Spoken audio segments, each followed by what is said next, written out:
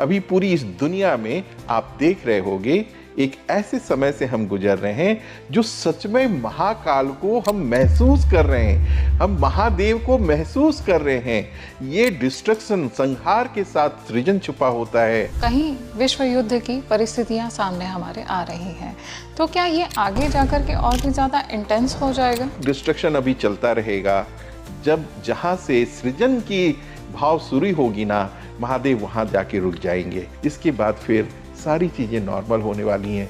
चौथा युद्ध का, विश्व युद्ध का फिर चर्चा नहीं है। भगवान कल्कि के अवतरण की बात की गई है, क्या उनका प्रभाव आज पड़ रहा है, शुरू हो गया है? कल्कि का जन्म होना मतलब काल का जन्म होना। काल तो कभी जन्म नहीं लेता, लेकिन काल का जन्म लेने का क्या मतलब है?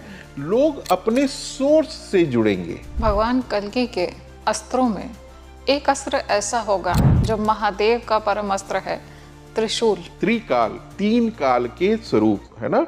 एक क्या होता है? एक प्रेजेंट है ना, जिस समय को हम लोग जी रहे हैं। एक भविष्य है जो आने वाला है, और एक भूत जो चला गया है। तीनों किसके गर्भ के अंदर पल रहे हैं? तीनों काल कहाँ पे जन्म लेती है, पलती है और फिर उसी में विलय हो जाती है, उसको कहते हैं महाकाल। गुरुजी, ये सब तय कहाँ पर होता है जो भी चल रहा है? टाइम एंड स्पेस एग्जिस्ट ही नहीं करती हो, वैसी स्पेस जो परम चैतन्य स्वरूप है वहां डिसाइड होती है। माँ काली, उनकी भी एनर्जीज इस समय असर डाल रही हैं। आप साक्षात देख रहे हैं कि महाकाली ने अभी कैसा रौद्र रूप अपनाया है। ये रौद्र रूप संहार का भी है, और फिर से वो जो आप पिक्चर देखी होंगी कि महाकाली चलते चलते तब रुकती हैं जब शिव के ऊपर उनका पैर पड़ता है। शिव मतलब सत्य, शिव मतलब काल, शिव मतलब महाकाल।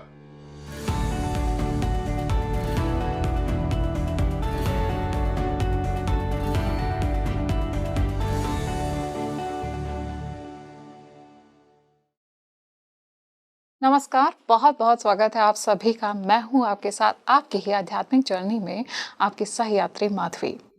आजकल हम देख रहे हैं देश और दुनिया में कितना कुछ घटित हो रहा है। विश्व युद्ध 3 जैसी परिस्थितियां उभर करके हमारे सामने आ रही हैं। क्या ये सब कुछ पहले से ही निर्धारित किया जा चुका है? क्या हम एक बहुत बड़े डायमेंशन चेंज की तरफ, बहुत बड़े मैसिव शिफ्ट की तरफ आगे बढ़ रहे हैं?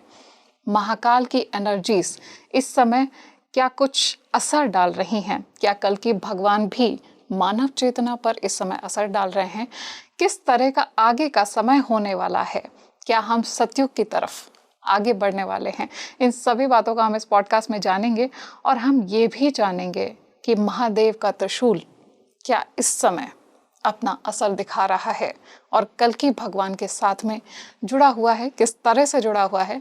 इन सभी बातों को जानने के लिए ये वीडियो आपको बिल्कुल एंड तक देखना पड़ेगा। और अगर ये वीडियो आपकी नज़रों के सामने आया है, इसका मतलब है कि महादेव और कल्कि अवतार, इन दोनों की कृपा आपके ऊपर सीधा आ रही है और आपका जीवन अब सुखमय होने वाला है। आइए बहुत बहुत स्वागत करते हैं आज जो हमारे मेहमान जुड़े हुए हैं उनका, क्योंकि आप उन्हें बहुत पसंद भी करते हैं। मैं बहुत स्वागत करना चाहूँगी स्पिरिचुअल स्कॉलर और फिलैंथ्रोपिस्ट मुनेश सिन्हा गुरुजी का। बहुत बहुत स्वागत है Guruji speaking through. Thank you so much for calling me. ओम नमः शिवाय। गुरुजी, महादेव, उनको अगर देखा जाए, उनकी एनर्जीज को समझा जाए, महादेव सृष्टि के पालनकर्ता भी हैं। कहा जाता है कि कण-कण में विराजमान है। आज का जो समय है, इसमें महादेव की एनर्जी कैसे अपना एक योगदान दे रही हैं? क्या रोल प्ले हो रहा है? बहुत सुंदर, ये क्लियर दिख रहा है, ये क्लियर महसूस हो रहा है। देखो, इस दुनिया में सारे देव हैं, महादेव एक ही हैं जी, है ना। देने वाले को देवता कहा गया है, देने वाले को देव कहा गया है, लेकिन देने वाले को भी जो देता है उसको कहते हैं महादेव।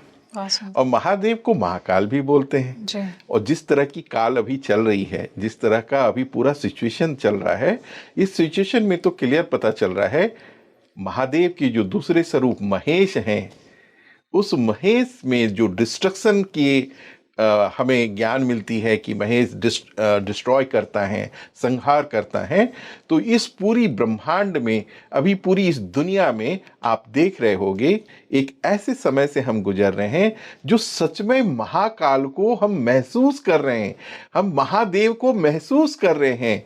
ये डिस्ट्रक्शन, संहार के साथ सृजन छुपा होता है, और हर सृजन के बाद महादेव अपने स्वरूप में फिर से दुनिया को एक खूबसूरत सा दुनिया बनाने की कोशिश करते हैं। तो आज देश दुनिया में आप देख रहे हो ना कि कितनी बड़ी चीज हो रही है, कितनी बड़ी युद्ध हो रही है, हर जगह कहीं ना कहीं फेयर है, हर जगह कहीं ना कहीं युद्ध है। इसके पीछे महादेव का वो संहार स्वरूप जो फिर से सृजित करके इस दुनिया को खूबसूरत बना दें, वही प्रक्रिया में हम लोग गुजर रहे हैं, उसी काल से हम लोग गुजर रहे हैं। और महाकाल के अगर आप भक्त हैं, महाकाल में आप समर्पित हैं, आप निश्चिंत रहें, क्योंकि वो आपके प्रोटेक्टर हैं और आप उनकी गोद में सदा रहते हैं। बहुत सुंदर। गुरुजी, जो कुछ भी दुनिया में चल रहा है इस समय, हम देशों में मनमुटाव भी देख रहे हैं, ऐसी स्थितियां हैं कि कहीं विश्व युद्ध की परिस्थितियां सामने हमारे आ रही हैं, तो क्या ये आगे जाकर के और भी ज़्यादा इंटेंस हो जाएगा? क्योंकि महादेव आपने बोला कि एक बैलेंस क्रिएट कर रहे हैं, उन्हें लॉर्ड ऑफ डिस्ट्रक्शन भी कहा जाता है, या अभी उसमें कुछ समय है, एक डायमेंशन चेंज में समय है? ऐसा है कि महाकाल जब अपने स्वरूप में आते हैं ना, तो वो तब तक डिस्ट्रक्ट करते हैं जब तक कि वहाँ से, उस डिस्ट्रक्शन से सृजन की जो छोटी सी पौधी है, छोटा सा प्लांट है, वो दिखना ना शुरू हो जाए। तो वो जब तक डिस्ट्रक्शन अभी चलता रहेगा, जब जहाँ से सृजन की भाव शुरू होगी ना, महादेव वहाँ जाके रुक जाएंगे। तो अभी चूंकि हमसे ज़्यादा वो सोच सकते हैं, ह्यूमन बॉडी माइंड से उनकी सोच, उनकी समझ कहीं ज़्यादा है, तो उनके सैटेलाइट से वो पूरे अर्थ को देख रहे हैं, वो पूरी अस्तित्व को देख रहे हैं, और जहाँ तक की ज़रूरत होगी उस ज़रूरत के अनुसार महाकाल जरूर अपना रूप दिखाएंगे, और उसमें सृजन भी छिपा है, और धीरे धीरे फिर सृजन भी हम देखना शुरू कर देंगे। लेकिन मैं सबको आपके थ्रू, इस पूरी दुनिया के श्रोता को, जो लोग भी हमें देख रहे हैं, सुन रहे हैं, निश्चिंत होके कहूँगा और उन्हें जरूर रिक्वेस्ट करूँगा कि महाकाल का समय है, ये महादेव का समय है। इस पूरी दुनिया में डिस्ट्रक्शन की होड़ चल रही है, आप उस महाकाल को अपने अंदर के अस्तित्व में पाएं। आप देखना, इस पूरी दुनिया में कलेक्टिव कॉन्शसनेस रेज हो रही हैं, कलेक्टिव चेतना रेज हो रही हैं। जब हम कलेक्टिव चेतना को रेज कर लेंगे तो इस दुनिया में फिर से एक नया सृजन शुरू होगा। ध्यान की बहुत ज़रूरत है, हम सब लोग मिलके ध्यान करें। ध्यान से क्या होता है, इस शरीर और मन से हम उस महाकाल में मिलय हो जाता है। तो जितने लोग कलेक्टिवली ध्यान करेंगे, हमारी महाकाल की शक्तियाँ और भी प्रकट होती चली जाएंगी। किसके रूप में? शरीर और मन के रूप में, शरीर और सोच के रूप में। हम पूरी दुनिया की चेतना को बदलना चाह रहे हैं, और महादेव तो अभी इसी चीज का कार्य ही कर रहे हैं। वो ऐसी चीज कर रहे हैं, इंटेंशनली ये सारी चीजें हो रही हैं कि अच्छा दिन आने वाला है, एक बहुत खूबसूरत सा समय आने वाला है। और शास्त्रों में लिखा भी गया है कि तीसरा विश्व युद्ध जो होगा या होने वाला है, इसके बाद फिर सारी चीजें नॉर्मल होने वाली हैं। चौथा युद्ध का, विश्व युद्ध का फिर चर्चा नहीं है। इसलिए महाकाल के अपने बेस्ट स्वरूप में, महाकाल के अपने बेस्ट दृश्य में, बेस्ट अनुभव में, ये बहुत अच्छा मौका है कि हम इस समय ध्यान करें, सब लोग कलेक्टिव मौन रह के प्रे करें, और उस महाकाल से प्रे करें कि जितना जल्दी हो सके इसको संहार करके, ख़त्म करके, इस नए सृजन को फिर से जल्दी शुरू करें। क्योंकि अल्टीमेटली शांति चाहिए, अल्टीमेटली शांति ही हमारा मूल स्वरूप है। जब ये समय आया क्यों? जब अत हो गई थी, जब हर चीज अपने एक्सट्रीम पे पहुंच गया था, दुनिया में झूठ, फरेब, विषैलापन, आदमी का धोखा, ये सारी चीज अपने चरम सीमा पे थी। तो जब चरम सीमा पे कोई भी चीज, विनाशकारी चीज आ जाती है, तब महादेव जगते हैं और फिर से उसे डिस्ट्रॉय करके नॉर्मल से लेके आ जाते हैं। मैं बहुत होप हूँ, बहुत आशावादी हूँ कि जैसा भी सिचुएशन चल रहा है, इस सिचुएशन में बहुत जल्दी एक खूबसूरत सा शांति और सृजन वाला समय शुरू होगा। फिर ईर्ष्या कम होगी, फिर भाईचारा बढ़ेगा, फिर अपनत्व बढ़ेगा। यूनिवर्स अपने आप को ऐसा डिजाइन कर रहा है, इतनी ब्यूटीफुल कॉन्स्पिरेसी यूनिवर्स में चल रही है। किस लिए? अपने आप को खूबसूरत बनाने के लिए, एग्जिस्टेंस को खूबसूरत बनाने के लिए, ये पूरी चीज को संतुलन में लाने के लिए। ये सारी चीज जो संतुलन में आएगी ना, इसी के प्रोसेस से हम लोग गुजर रहे हैं। गुरुजी, एक तरफ तो हमने बात की विश्व युद्ध जैसी परिस्थितियों की, दूसरी तरफ हम ये भी देख रहे हैं कि जो पिछला साल हमारे सामने गया या ये साल जो चल रहा है, नेचुरल कैलामिटीज़ भी देखने को मिल रही हैं, एक्सीडेंट्स भी देखने को मिल रहे हैं। इनको किस तरह से समझा जाए? ये क्या प्रलय की शुरुआत है? हाँ, ये आप बिल्कुल सच कह रही हैं। देखिए क्या है ना कि जब महाकाल अपने पूर्ण रूप में आके इसे सुधारना चाहते हैं, तो बहुत सारी मेथड्स लगाते जी। हैं। दुनिया की कोई भी ऐसी मेथड्स नहीं है जिस मेथड्स को महाकाल लगाते नहीं है। किस लिए? उसको फिर से ठीक करने को, उसको फिर से संभालने को, उसको फिर से संतुलित करने को, है ना? जब महाकाल का नटराज वाला स्वरूप आपने देखा होगा, तांडव स्वरूप जब वो करते हैं, जी। तो क्या होता है, वो डमरू बजाते हैं। और डमरू में पहले भी मैंने कहा था कि परिवर्तनशील का वो एक सूचक है ना? एक ऐसे डमरू वाले आकार में आपने देखा होगा कि बालू जब ऊपर रख देते हो तो धीरे धीरे नीचे जाती है। जी। तो जो ऊपर भरा था वो नीचे खाली होता जा रहा होता है, नीचे भरता जा रहा है, ऊपर खाली होता जा रहा है। जी। इससे बड़ा प्रमाण कुछ हो नहीं सकता कि जो परिवर्तनशील ये हमारा धरती है, परिवर्तनशील ये हमारा जगत है, ये जब संतुलित होना चाहता है, तब फिर महादेव डमरू बजाते हैं। और ये डमरू बजाने का समय चल रहा है। ये पूरी दुनिया में जो उथल पुथल आप देख रहे हो, ये उथल पुथल ये सूचक है कि महादेव सब चीज को फिर से एक नए नॉर्मलसी की, न्यू नॉर्मलसी की तरफ लेके आ रहे हैं।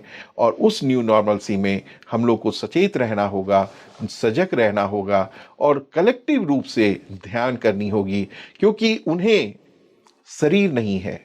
जो चेतना होती है, जो परम कॉन्शसनेस है, उनका शरीर नहीं है। वो अपने आप को व्यक्त करते हैं हमारे शरीर से, इस शरीर से। तो इस शरीर और मन से जितनी उनको याद की जाएगी, इस शरीर और मन से जितना उनमें समाया जाएगा, उतने लोगों के विचार सीधे होते चले जाएंगे, उतने लोगों के विचार सुलझते चले जाएंगे। और इस पूरी दुनिया में फिर से एक बार बहुत शांति आने की, बहुत बहुत जल्दी अब हम लोग शांति देखने वाले हैं। गुरुजी, आज के समय की हम बात कर रहे हैं, हमने विश्व युद्ध की भी बात की और जो कुछ भी प्रेजेंट में हम देख रहे हैं उसकी बात की। इसमें क्या भगवान कल्कि के अवतरण की बात की गई है? क्या उनका प्रभाव आज पड़ रहा है, शुरू हो गया है? हाँ, बहुत सुंदर क्वेश्चन है। देखिए, एक्चुअली पौराणिक जो हमारी स्टोरीज हैं, जो पौराणिक हमारे माइथोलॉजी हैं, उस माइथोलॉजी में एक कॉमन लोगों को समझाने के लिए बहुत सारी तरह के पात्र का निर्माण किया जाता है ना? बहुत सारी तरह के पात्रों का चर्चा है। लेकिन आप अगर मेडिटेटर हैं, जो लोग ध्यानी हैं, जो लोग अद्वैत को मानते हैं, या जो कुल मैसेज है, जो संदेश है पूरी दुनिया को समझाने का, वो इसीलिए है। कल्कि मतलब काल का। अच्छा। है ना? काल मतलब समय। जी। काल, कल्कि का जन्म होना मतलब काल का जन्म होना। काल तो कभी जन्म नहीं लेता, लेकिन काल का जन्म लेने का क्या मतलब है? लोग अपने सोर्स से जुड़ेंगे। अच्छा, इस शरीर और मन से जब आप पूरी दुनिया में आग लगा देखते हो, पूरी दुनिया में झगड़ा और ये विवाद देखते हो, तब आप आंख बंद करके, मौन होके, शांत होके, डर के चुप बैठने की कोशिश करते हो। और जैसे ही आप आंख बंद करके चुप बैठने की कोशिश करते हो, तो आपका इंट्रोडक्शन मौन से होता है। और आपका इंट्रोडक्शन जैसे ही मौन से होता है, तो सच में आपकी जो सोर्स हैं, जिस सोर्स का ये शरीर और मन है, उससे आपकी नज़दीकियां बढ़नी शुरू हो जाती है। और वो नज़दीकियां क्या है? आप सत में समाने लगते हो। और सत में जैसे ही समाने लगते हो, तो परम चैतन्य का आप एक स्वरूप हो जाते हो। तो ये पूरी दुनिया में कल्कि का जो जन्म है, जो कल्कि का एक स्वरूप होने वाला है, ये वही है कि पूरी दुनिया में सब लोग अपने सत से जुड़ेंगे। कल्कि का मतलब सब लोग अपने अंदर के उस महाकाल से जुड़ेंगे, अपने सत से जुड़ेंगे, और जैसे ही सत से जुड़ेंगे तो युद्ध के विचार कम आएंगे, हमें द्वेष कम होगा, हमें घमंड कम होगा, हम दुनिया को फिर से सृजित करने की कोशिश करेंगे। शिव का नाम मतलब, शिव का मतलब कल्याणकारी, है ना।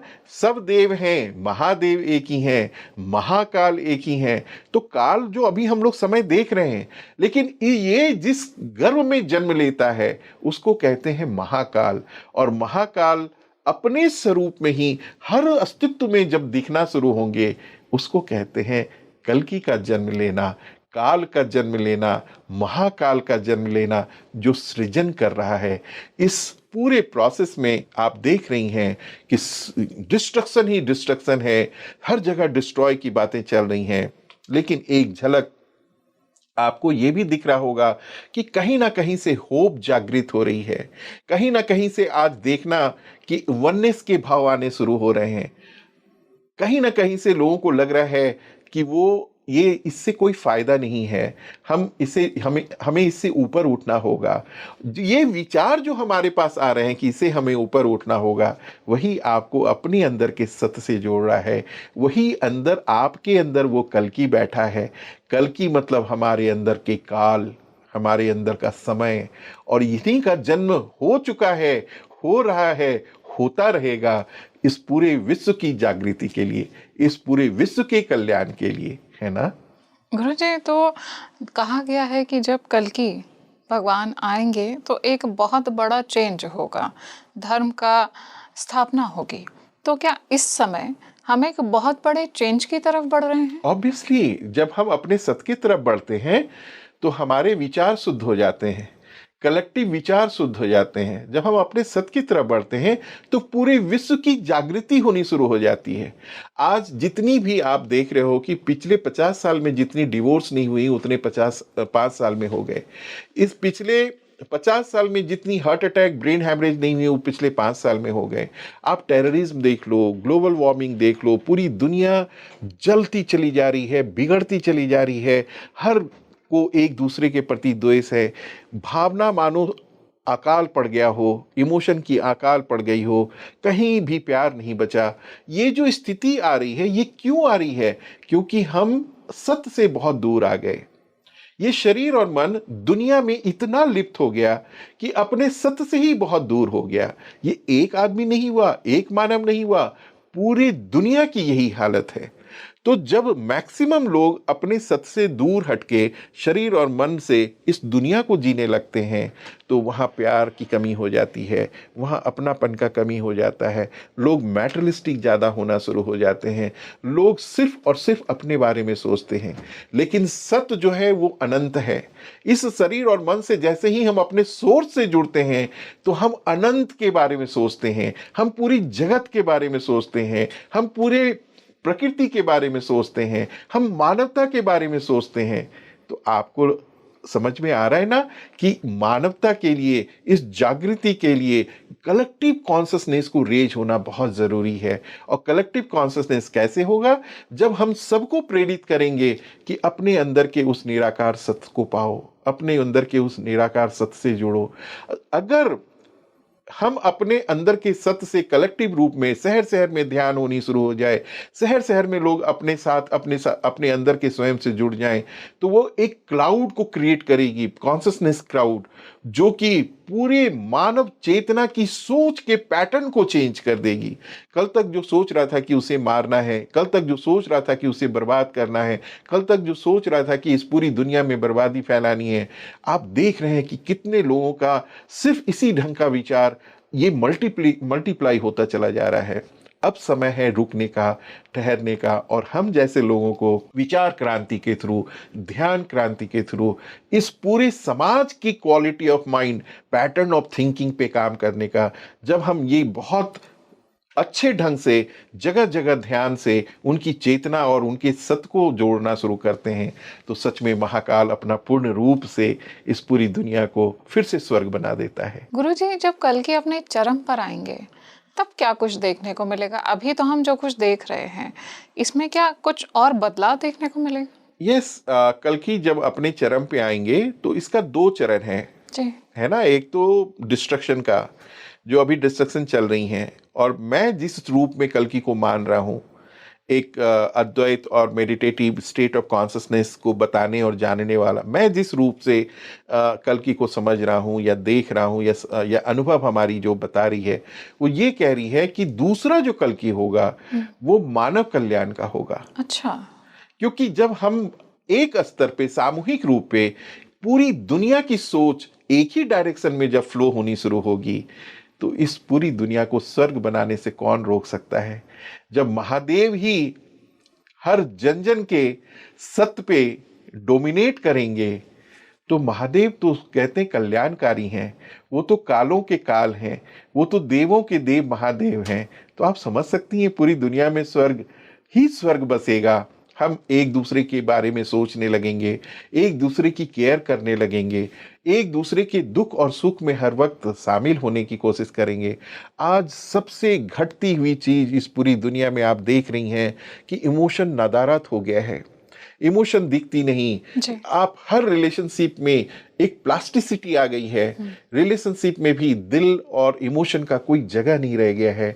हर आदमी एक दूसरे को बुरी तरह से सिर्फ और सिर्फ यूज करने की प्लान करता रहता है, कहीं भी इमोशन में अपनापन नहीं है। ये क्यों हो रहा है? क्योंकि हम सत्य से बहुत दूर चले जा चुके हैं। हम टेम्पररी गेन में बहुत ज्यादा फंस जाते हैं, हमें तुरंत लाभ होने वाली ऐसी हर स्थिति को जीना चाहते हैं जिसमें मुझे तुरंत बेनिफिट मिल जाए। हम लॉन्ग रन में, हम जिसको सच्चा प्यार का परिभाषा कहते हैं, हम उससे बहुत दूर हो चुके हैं। कल्कि का मूल रूप से अवतरण होना, कल्कि का मूल रूप से पूरे विश्व में छा जाने का मतलब ही यही है कि हमारे अंदर मानवता बढ़ जाएगी, हमारे अंदर से फिर से सतयुग आएगा, हम फिर से सत्य की तरफ बढ़ने लगेंगे। और इसकी तैयारी हो चुकी है। हम अब बहुत जल्द, ज़्यादा समय नहीं है, हम अब बहुत जल्द इस पूरी दुनिया में एक बहुत अच्छी वातावरण को पनपता हुआ देखेंगे, और थोड़े ही समय पे ये पूरा दुनिया एक फिर से स्वर्ग बनने की कोशिश में है। गुरुजी, ऐसा भी कहा गया है कि भगवान कल्कि के अस्त्रों में एक अस्त्र ऐसा होगा जो महादेव का परम अस्त्र है, त्रिशूल। महादेव का त्रिशूल कल्कि भगवान के हाथों में होगा। इसको हम कैसे समझें? आप इसी क्वेश्चन से आप बिल्कुल समझ सकती हैं कि कल्कि कैसे काल से जुड़ा हुआ है ना। त्रिकाल है ना, त्रिकाल, तीन काल के स्वरूप है ना। एक क्या होता है? एक प्रेजेंट है ना, जिस समय को हम लोग जी रहे हैं। एक भविष्य है जो आने वाला है, और एक भूत जो चला गया है। तीनों किसके गर्भ के अंदर पल रहे हैं? तीनों काल कहां पे जन्म लेती है, पलती है, और फिर उसी में विलय हो जाती है, उसको कहते हैं महाकाल। तो कल्कि जो इस स्वरूप में आ रहे हैं, वो महाकाल एक बच्चे का स्वरूप है। अच्छा। ये जो कल्कि स्वरूप है, मतलब वो इन्फेंट कल्कि होंगे, वो इन्फेंट महादेव होंगे। वो इन्फेंट महादेव तो और भी ऊर्जावान होंगे। अच्छा। शरीर और मन से आप समझ सकती हैं। तो कलेक्टिव माइंड में इस तीनों काल का वो सूचक है, वो जो त्रिशूल है वो तीनों काल का सूचक है, तीन गुण का सूचक है, सतुगुण, रजोगुण, तमोगुण। ये तीन काल का सूचक है त्रिशूल। तो कल्कि आ रहे हैं अपने साथ। अगर हमारे पुराण में इस चीज की चर्चा है, तो ये कलेक्टिव रूप से इस बात को समझाने की कोशिश की गई है कि ये वो बहुत जल्दी वो समय आ रहा है कि हम सत्य के उस प्रकाष्ठा को जिएंगे, जिस प्रकाष्ठा के गर्भ में वो तीनों समय पल रहा होगा। गुरुजी, एक तरफ हम युद्ध जैसी परिस्थितियां देख रहे हैं, दूसरी तरफ हम ये भी देख रहे हैं कि लोगों का अध्यात्म की तरफ झुकाव भी बढ़ रहा है। इसमें क्या दैवीय शक्तियों का रोल है? और अगर दैवीय शक्तियां हैं तो क्या कोई डार्क एनर्जीज भी हैं जो कहीं ना कहीं इस डिस्ट्रक्शन में एक रोल अदा कर रही हैं? हाँ, ये बहुत अच्छी क्वेश्चन आपने की है। ये देखो क्या है, हम इलेक्ट्रिसिटी के पॉइंट को देखते हैं ना, एक पॉजिटिव और एक नेगेटिव होता है ना। ठीक उसी तरह ये जो पूरी दुनिया चल रही है वो सूक्ष्म और असूक्ष्म से चल रही है ना। जैसे कि हम शरीर में बात कर रहे हैं, शरीर तो दिख रहा है और इस शरीर को चलाने वाला नहीं दिख रहा है। जो लोग हमें सुन रहे हैं, टीवी तो देख रहे हैं, वो अपना शरीर भी देख रहे हैं, लेकिन टीवी जिस इलेक्ट्रिसिटी से चल रही है उस इलेक्ट्रिसिटी को नहीं देख पा रहे हैं। तो ये पूरी जगत जो चल रही है वो नहीं दिखने वाली चीज से चल रही है। आकार से हम निराकार तक तो पहुंच जाते हैं। हम समझने के काबिल तभी होते हैं जब मेरे पास आकार होता है। इस आकार से हम उस इलेक्ट्रिसिटी को समझते हैं, उस प्राण को समझते हैं, उस चेतना को समझते हैं। लेकिन उस चेतना के पास अपना कोई शरीर नहीं है जिससे वो अपने आप को समझ पाए। तो उसे मनुष्य का जन्म लेना पड़ता है। इसीलिए कहते हैं मनुष्य जन्म बहुत भाग्य से मिलती है। तो उसे मनुष्य का जन्म लेना पड़ता है अपने स्वरूप को जानने का। तो ये दोनों पैरेलल चलती हैं, शिव और शक्ति पैरेलल चलती हैं, नेगेटिव एंड पॉजिटिव पैरेलल चलती हैं। इस दोनों के बिना एग्जिस्टेंस हो ही नहीं सकती। राम थे तब भी रावण थे, कृष्ण थे तब भी कंस थे। इस दुनिया में कभी भी ऐसा नहीं समय था जिस समय सिर्फ पॉजिटिव ही पॉजिटिव थी। ये हर वक्त दोनों का पैरेलल अस्तित्व रहा है। चाहे वो दुनिया कहीं से भी शुरू हुई हो, अनंत काल से ये दोनों फोर्स साथ में चलते हैं। ये डिपेंड करता है कि कई बार नेगेटिविटी इन्फ्लुएंस करती है, वो डोमिनेट कर जाती है पॉजिटिविटी पे, और कई बार पॉजिटिविटी डोमिनेट कर जाती है नेगेटिविटी पे। तो सतयुग में क्या था? सतयुग में पॉजिटिविटी जो थी वो नेगेटिविटी पे डोमिनेट कर रही थी, इसलिए वो सतयुग था। फिर थोड़ा सा कम हुआ तो त्रेता आया, फिर थोड़ा कम हुआ तो द्वापर आया, बिल्कुल खत्म हो गया, कलयुग आ गया। आप समझ लो कि किसका ह्रास हुआ, किसका क्षय हुआ। क्षय किसका हुआ? पॉजिटिविटी का। डोमिनेट कौन कर गया? नेगेटिविटी। और नेगेटिविटी जब बढ़ जाती है तो इस पूरी दुनिया में सबके विचार राक्षस के जैसे हो जाते हैं जी। जो पूरी दुनिया के जो माइंड है, पूरी दुनिया का जो विचार है, पूरी दुनिया की जो सोचने की पैटर्न है, वो नेगेटिव एनर्जी से इन्फ्लुएंस हो जाती है।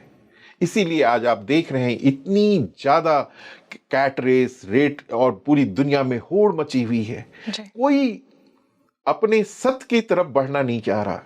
तो भगवान एक प्लान करते हैं कि जब पूरी दुनिया नेगेटिविटी में ही लिप्त हो जा रही होती है तो सत्य की अपनी जो पावर है वो फिर से जागृत होती है। अच्छा। और सत्य की जब जागृत होती है तो उसी को हम लोग कहते हैं कल की अवतार, क्योंकि ये कलयुग में हो रहा है। कलयुग में जब सत्य जागता है तो वो कल की अवतार हो जाता है। शिव का फिर अवतरित होते हैं, फिर से वो जागृत होते हैं, महेश बनते हैं, वो डिस्ट्रॉय करते हैं और उसी डिस्ट्रक्शन में सृजन छुपा होता है और फिर से उस काल का साम्राज्य होता है, फिर से महाकाल का साम्राज्य होता है, फिर से हम सत्य की तरफ बढ़ना। आप देख रहे होंगे कि इस पूरी दुनिया में खूब सारे सत्संग हो रहे हैं, खूब भागवत हो रहे हैं, खूब लोग भक्ति में पढ़ रहे हैं। आज वो कल तक जो भक्ति की बात नहीं कर रहा था, कल तक जो अध्यात्म की बात नहीं कर रहा था, वो भी चुपे चुपे कान से अध्यात्म की बात सुनने की कोशिश कर रहा है। ये सारे इंडिकेशन है कि पूरी दुनिया ललायित है उस अध्यात्म में डूब जाने को, लेकिन बाहरी हवा इतनी लगी हुई है, बाहरी कलर से वो इतने लिप्त हैं कि उसे छोड़ के इधर आने में थोड़ा वक्त लग रहा है। लेकिन भगवान डराते हैं। भगवान डराते कैसे हैं? वो बड़े युद्ध दिखा देंगे, और बड़े जब युद्ध होने होते हैं तो आदमी के पास दो ही चीज से आदमी डरता है, फियर एंड फाइट। हमारी जो कंस्ट्रक्शन है, हमारे मानव शरीर का जो कंस्ट्रक्शन हुआ है, हमारी जो माइंड है, हमारा जो ब्रेन है, उसमें दो स्वभाव हमारी नेचुरल है, फाइट एंड फ्राइट। या तो हम लड़ते हैं या फिर हम भागते हैं, ये हमारा मूल गुण है। तो फिर जब ये पूरी दुनिया की अस्तित्व जब ऐसे हो रही है, ये भगवान ब्यूटीफुल कॉन्स्पिरेसी करके ऐसे सिचुएशन को क्रिएट कर रहे हैं कि आदमी सत्य की तरफ बढ़े। ये कॉन्स्पिरेसी चल रही है उस महाकाल की फिर से सृजन करने की, कि आदमी फिर से अपनी तरफ बढ़े। और जब आदमी डरता है, जब आदमी भयभीत होता है, तो वो अपने सत्य की तरफ बढ़ता है, प्रे करता है, भक्ति करता है, कहता है भगवान बचाओ हमें, हमारा समय खराब चल रहा है। फिर थोड़ी देर वो कैट रेस और दुनिया की रेस से दूर होके शांत बैठता है और भगवान डरा के इस सिचुएशन से उनको फिर से वैसे अस्तित्व में खड़ा कर देते हैं जहां सत्य का फिर से जन्म होता है। और फिर वो सत्य इस पूरी दुनिया में इस पूरी प्रकृति के लिए फिर से अपने मूल स्वभाव को जीना शुरू कर देता है। तो इस पूरे प्रकरण में, इस पूरे सर्कल में आप अगर बर्ड आई से देखते हैं तो बर्ड आई से आपको सब समझ में आ रहा होता है कि महाकाल कितनी खूबसूरत गेम कर रहे हैं, महाकाल कितने मूल रूप से, कितने शिद्दत से इस दुनिया को फिर से बनाने में लगे हैं, है ना? गुरुजी, ये सब जो कुछ भी घटित हो रहा है, ये सब क्या पहले से ही तय हो चुका है? ये डिवाइन टाइमिंग पहले से तय है? हाँ, ऑब्वियसली है, क्योंकि ये एक सर्कल का पार्ट है ना, उस चक्र का पार्ट है। कौन सा चक्र? परिवर्तन का चक्र। जैसे दिन के बाद रात आता है और रात के बाद दिन। सुख भी परमानेंट नहीं है, दुख भी परमानेंट नहीं है। तो ये सारी चक्र उसी पूरे रीत के साथ चल रही है जो आपने पूछा कि ये परिवर्तित सारा चीज फिक्स है। हम आप जो बैठ के अभी पॉडकास्ट कर रहे हैं, इस ज्ञान की बात को हम सत्संग कहते हैं। सत्संग accompanied बाय सत इज सत्संग। सत मतलब सत्य, संग मतलब accompanied बाय सत्य। तो ये जो बात हो रही है सिर्फ पॉडकास्ट नहीं है, वी आर टॉकिंग ट्रुथ।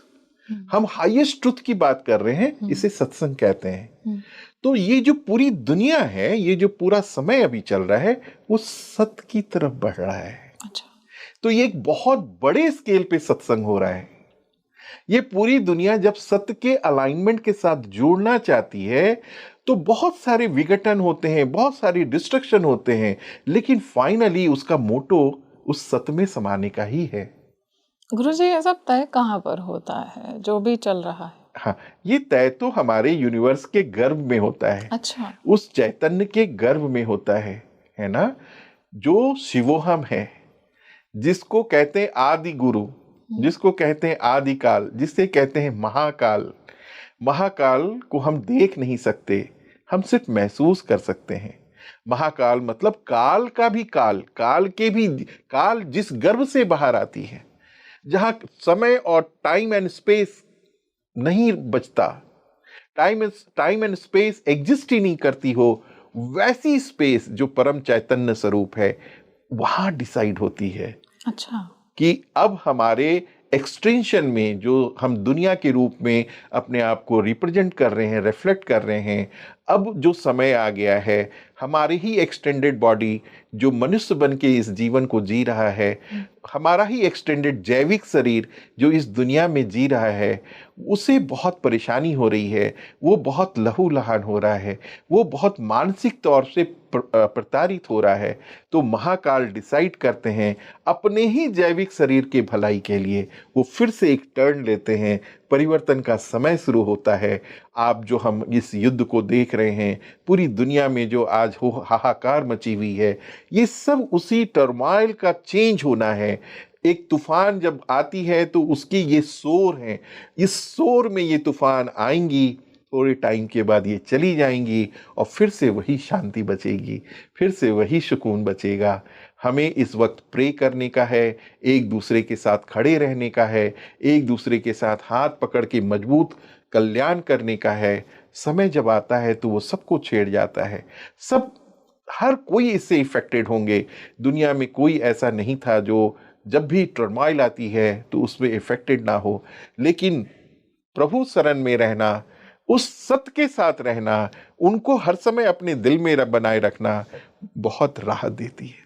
गुरुजी, हमने बात किया कल्कि भगवान और महाकाल, इनका जो आज के समय पे इनकी एनर्जीज कैसे काम कर रही हैं, क्या माँ काली उनकी भी एनर्जीज इस समय असर डाल रही हैं? हाँ हाँ बिल्कुल, आप देखो ना कि जो नहीं दिखता वो तो महाकाल हैं, लेकिन जहाँ भी शक्ति स्वरूप में, प्रकृति स्वरूप में हम जब देखते हैं तो वो महाकाली तो हैं। अच्छा। महाकाली का स्वरूप वही महाकाल का स्त्रीत्व स्वरूप है। अच्छा। जो शिवोहम है वो जब अपने आप को फीमेल के रूप में प्रेजेंट करते हैं तो वो प्रकृति के महाकाली के रूप में होते हैं। महाकाली जब इस पूरे विध्वंस में, जब बहुत ज्यादा पाप बढ़ जाती है इस दुनिया में, इस धरती पे हर दूसरा व्यक्ति पाप को जीने लगता है, उसके मन में, विचार में, उसके शरीर में, जब पाप पनप के बहुत बड़ा सा वृक्ष बन जाता है और ये पूरी दुनिया पाप का जंगल बन जाती है, तब उसी प्रकृति से महाकाली का जन्म होता है। और आप साक्षात देख रहे हैं कि महाकाली ने अभी कैसा रौद्र रूप अपनाया है। ये रौद्र रूप संहार का भी है, और फिर से वो जो आप देखी पिक्चर देखी होंगी कि महाकाली चलते चलते तब रुकती हैं जब शिव के ऊपर उनका पैर पड़ता है। शिव मतलब सत, शिव मतलब काल, शिव मतलब महाकाल, सत मतलब अपने अंदर का वो निराकार स्वरूप। तो जब ये प्रकृति महाकाली डिस्ट्रॉय करते करते, लहूलुहान करते करते इस पूरी दुनिया की संहार करती चली जाती है और संकेत देती है कि मैं रुकूंगी तभी जब तुम अपने सत से जुड़ोगे। उनका पैर जैसे ही सत पे पड़ता है, ये बहुत बड़ी एक संवाद है, एक बहुत बड़ी एक संकेत है कि अपने सत से जुड़ो तब मैं रुकूंगी, अदरवाइज ये संहार चलता रहेगा। अब भी आप समझ जाएं, मैं सबसे कह रहा हूं, आंखें बंद करें, रोज 5 से 10 मिनट अपने अंदर के सत से जुड़ें। जैसे ही सत से जुड़ते हैं वही शिवोहम बन जाता है, वही निराकार अस्तित्व में महाकाल बन के आपको एक कवच देता है और आप महाकाली के उस संहार से बच जाते हैं। महाकाली को सत सत नमन, सत सत प्रणाम कि इस युग में, इस पूरी प्रकृति में वो जब भी आती हैं, जब डिस्ट्रक्शन एक्सट्रीम पे होता है, पाप एक्सट्रीम पे होती है, और पाप एक्सट्रीम पे जब होती है, उस संहार में उसको ठीक करने के चरण में जो संकेत मिलता है कि सत से जुड़ो। इसीलिए महाकाली चलते चलते उनको रोकने के लिए अगर कोई आया तो उन्हीं के पति महादेव आए, और वो है क्या, सत्य के प्रारूप हैं। वो लेट गए और उनके हृदय पे जब उन्होंने पैर रखा, माँ काली ने कहा मुझसे इतना बड़ा मिस्टेक हो गया, मैं अपने पति के पैर पे, पति के सीने पे पैर रख दी। ये पौराणिक कहानियां हैं, एक कॉमन अंडरस्टैंडिंग बनाने के लिए पौराणिक कहानियां हैं, आम लोगों को समझाने के लिए। लेकिन जो भी समझदार हैं, जिनकी अवेयरनेस हाई है, उस अवेयरनेस को ये बताने की बात है कि इस पूरी दुनिया में सच में जरूरत क्या है। अभी ध्यान करने की जरूरत है। ध्यान से आप अपने अंदर के उस परम सत्य को पाते हैं, और वो परम सत्य को जैसे ही पाते हैं, आपके बाहर की जिंदगी की प्रकृति की जो विध्वंसता है वो खत्म हो जाती है। गुरुजी, आपने ऐसा कहा कि हम एक बहुत बड़े बदलाव की तरफ आगे बढ़ रहे हैं, तो ये जो मैसिव शिफ्ट आ रहा है, ये क्या युग ट्रांसफॉर्मेशन है या ये उससे पहले की कोई चरण है? हाँ, ये युग ट्रांसफॉर्मेशन है ऑब्वियसली। हाँ, ऑब्वियसली शिव का जो डिसीजन होता है या महाकाल का जो डिसीजन होता है, वो तब तक बर्दाश्त करते हैं जब तक वो बर्दाश्त कर सकते हैं। अच्छा। जब कोई चीज बर्दाश्त से बहुत बाहर हो जाती है, मतलब पाप घड़े से उफन के बाहर आना शुरू हो जाता है, तब फिर वो रूप लेते हैं, और वो किसी न किसी रूप में इस धरती पे आके पूरे दुनिया को संतुलित करने के लिए, ये सारी प्रक्रिया उन्हीं के संकेत हैं। अगर आप ध्यान को बहुत अंतर ध्यान से सुनेंगे, समझेंगे कि ये पूरी दुनिया में हो क्या रही है, तो आपको साक्षात शिव का ही पूरा खेल दिखना शुरू हो जाएगा। अगर आप वेद पढ़ी हैं, अगर आप अपने पुराण पढ़ी हैं, तो ये पूरे स्टोरी में एग्जैक्टली यही हुआ है ना। तो वो कहीं ना कहीं से कोई ना कोई रूप निकलता है, और ये ट्रांसफॉर्मेशन का समय है। बहुत जल्दी आप देखेंगे, लोगों ने तो 2037 तक, किसी ने 37 कहा है, किसी ने 35 कहा है, लेकिन मेरा मानना जो है, मैं मेडिटेटिव बैकग्राउंड से हूँ, और मैं सबको, पूरी दुनिया को ध्यान सिखाता हूँ, ध्यानी हूँ, और मैं सबको रिक्वेस्ट करूँगा कि ध्यान की जो कम्युनिकेशन है, इसमें वो सिर्फ यही कह रही है, तुम बदलो, जग बदलेगा। अपने अंदर को सत्य को पाओ, तुम देखना पूरी जगत में सत्य दिखना शुरू हो जाएगा। इसमें समय का कोई लेना देना नहीं है कि कब होगा, कब नहीं होगा। ये इसमें अगर हम जाएंगे तो हम मैथ में पढ़ जाते हैं। मैथ में हमें नहीं पढ़ना है, हम तो सिर्फ अपने सत्य की तरफ बढ़े ना। आप देखना, आपके चारों तरफ सत्य के रिफ्लेक्शन होने शुरू हो जाते हैं, और जहां कहते हैं, जहां भी शरीर होता है वहीं दुनिया होती है। हमारा दुनिया वहीं है जहां मेरा शरीर खड़ा है, शरीर पड़ा हुआ है। ठीक उसी तरह जब हम अपने अस्तित्व में उस सत्य को पाने लगते हैं ना, तो मेरे आसपास की दुनिया भी सत्य हो जाती है। गुरुजी, जब युग ट्रांसफॉर्मेशन की हम बात कर रहे हैं, तो कल्कि भगवान का कहा गया है कि जब वो धर्म स्थापना करेंगे तब सतयुग जैसा समय आ जाएगा। किस तरह का होगा वो समय? ऑब्वियसली सत्य की जो नेचर है, अनकंडीशनल लव, सबके लिए एक समान, और सत्य का बोलबाला होना, आंखों में एक दूसरे के लिए नम होना, हृदय में सबके लिए प्यार होना, प्रकृति अपने चरम सीमा पे होगी। आज नदियों में पानी सूखती चली जा रही है, नदियों में खल खल पानी होगा फिर से। आज बेसमय बारिश हो रही है, फिर से बारिश, और हमारे हर सीजन बिल्कुल संतुलित ढंग से अपने स्वभाव में आ जाएंगे। अभी जितनी स्वरूप को आप देख रहे हो, सब ये अस्वाभाविक स्वभाव को जी रहे हैं। जैसे ही सत्य का डोमिनेशन बढ़ जाएगा, सारी चीजें नेचुरली अपने रूप में बैलेंस आ जाएंगी, है ना। आज देखो कितने लोग बीमार हैं, हर घर किसी ना किसी बीमारी से जूझ रहा है। अगर कोई बीमार नहीं भी है तो वो मानसिक रूप से बीमार है, वो मानसिक रूप से संतुष्ट नहीं है, मानसिक रूप से खुश नहीं है। घर में कोई ना कोई हर वक्त एक दूसरे के प्रति यही सोचता रहता है कि इनको ये बीमारी कैसे हो गई, ये घर में कैसे ठीक होगा, ये घर कहाँ जा रहा है, हम किस लाइन में बढ़े चले जा रहे हैं। इसका मतलब ही है कि हम अपने आप से बहुत दूर हो गए। हम सब तो इतने फास्ट स्पीड में इतने दूर आ चुके हैं कि हमें यू टर्न भी नहीं मिल रहा। आगे हम रास्ते पे इतने हाईवे पे इतना आगे निकल गए कि हमें यू टर्न तक नहीं मिल रहा, और यू टर्न लेने के लिए मुझे कई 100 किलोमीटर और आगे जानी पड़ेंगी। इसीलिए हाई टाइम है कि ध्यान करें, अपने स्वयं के उस प्रकाशित स्वयं से मुस्कुराएं, उसमें समा जाएं। और जैसे ही आप समाएंगे, शरीर पूरे जगत को रिप्रेजेंट करता है, शरीर पूरे संसार को रिप्रेजेंट करता है, शरीर पूरी प्रकृति को रिप्रेजेंट करता है। आप जैसे ही शुरू करेंगी, आप जैसे ही अपने अंदर के उस महाकाल में समा जाएंगी, तो आप देखेंगी आपकी प्रकृति, आपका घर, आपका समाज, आपकी जगत, आपकी इंफॉर्मेशन, आपकी अपॉर्चुनिटी, आपका स्वास्थ्य, हर कुछ में वो सत्य के प्रभाव को आप बहुत खूबसूरत रूप से देखनी शुरू कर देंगी। और इतना खुशमय जिंदगी हो जाएगा जिसकी कोई वर्णन नहीं है। मैं कह सकता हूँ कि जब से मैं ध्यान करता हूँ, कराता हूँ, मैं इतने आनंद को, इतनी हैप्पीनेस को जीता हूँ कि शायद लगता है कि प्रभु, इस धरती पे मेरे जैसा खुश आदमी शायद ना हो।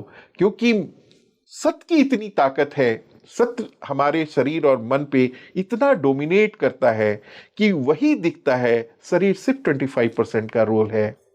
90% लोग क्या करते हैं, शरीर और मन में ही ज्यादा जीते हैं। तो उनकी जो कॉन्शसनेस है, उनका जो सत्य है, वो बिल्कुल दबा कुचला कॉर्नर में करा रहा होता है। और फिर उनके जीवन में स्ट्रगल दिखती है। उनके जीवन में हर रास्ते पे जिस भी डायरेक्शन में वो बढ़ रहे होते हैं, हर डायरेक्शन में उन्हें स्ट्रगल दिख रही होती है। एक बार सत्य को अपने पूरे शरीर और मन पे डोमिनेट होने का एक बार मौका दो। सत्य जैसे ही शरीर और मन पे डोमिनेट होता है, तो शरीर की जो इंपॉर्टेंस है, मन की जो इंपॉर्टेंस है, वो 25% हो जाती है, वो कॉर्नर में चला जाता है। और फिर सत्य आपका साम्राज्य हो जाता है। और सत्य तो अनंत है। फिर आपके विचार, आपकी विवेक, आपकी सोच, आपकी चॉइस उस परमात्म स्वरूप होनी शुरू हो जाती है। आप जो बोलते हैं वो हो जाता है, आप जो सोचते हैं वो हो जाता है, किसी को दुआ देते हैं वो दुआ लग जाती है। क्योंकि सत्य शब्द बन जाता है, सत्य शरीर बन जाता है, सत्य इंटेंशन बन जाता है, सत्य अपॉर्चुनिटी बन जाती है। इसीलिए सत्य की और इस महाकाल की इस वक्त इतनी सख्त जरूरत है। बहुत सुंदर, धन्यवाद गुरुजी, आप इतना समय निकाला। और मैं ऐसा मानती हूँ कि जैसे मेरे सभी जिज्ञासाओं का आपने आज उत्तर दिया है, वैसे ही मेरी ऑडियंस की भी बहुत सारी जिज्ञासाएं इस पॉडकास्ट को सुनकर शांत हो गई होंगी और बहुत सारे प्रश्नों के उत्तर उन्हें मिले होंगे। जरूर। आभार। ओम नमः शिवाय। ओम नमः शिवाय। आज के समय में कैसे दैवीय शक्तियां हमें एक मैसिव शिफ्ट की तरफ लेकर के जा रही हैं, क्या ज़रूरत है आज के समय हमें उस सत्य को, उस परमात्मा को जानने की, कैसे महादेव हमें अपनी कृपा दे रहे हैं इस समय, और क्या जो कुछ भी हो रहा है आज वो सब कुछ पहले से ही निर्धारित है। आज इन सभी बातों का हमने इस पॉडकास्ट में जाना है। मुझे कमेंट सेक्शन में ज़रूर बताइएगा अगर आपके अंतर्मन में कोई ऐसा सवाल है जो आप चाहते हैं हम गुरुजी से पूछें। अपने नाम और विश्व के किस कोने से आप इस पॉडकास्ट को देख रहे हैं उसके साथ हम आने वाले एपिसोड्स में उन सवालों को ज़रूर लेंगे आपके नाम के साथ में। इस वीडियो को ज़्यादा से ज़्यादा लाइक शेयर और सब्सक्राइब करिए। खुश रहिए, मुस्कुराते रहिए। आज के लिए अपनी सह यात्री माधवी को दीजिए इजाज़त। नमस्कार।